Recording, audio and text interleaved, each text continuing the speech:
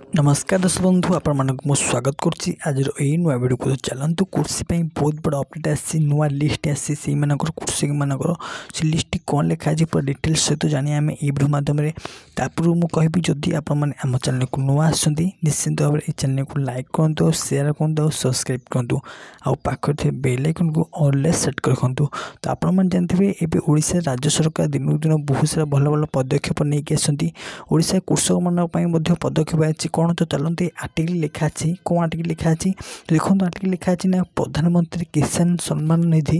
योजना हिताधिकारी बड़ खुशी खबर आसी जाइए। खुशी खबर कौन ना 19तम किस्तिर अपेक्षा थिबा लाभार्थी आसी खुशी खबर सरकार तरफ 19तम किस्ती टंका प्रदान तारीख धार्य कर रिपोर्ट अनुसार फेब्रुआरी 24 रे देशर प्राय 9 कोटी चाषी खाता को 2000 टंका लेखाएं प्रदान कर राज्य सरकार डिक्लेयर करछंती। माने यही 19 तारिख में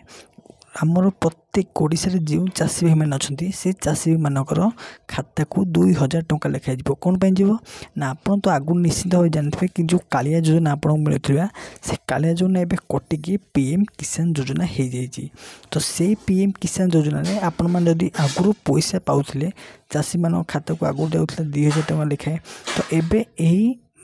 यही मसरे आपणकर खाता को 2000 टंका जीव बोली राज्य सरकार नुआ डिक्लेयर करछंती। तो जो चाषी भाई मैंने एपर्यंत अप्लाई करना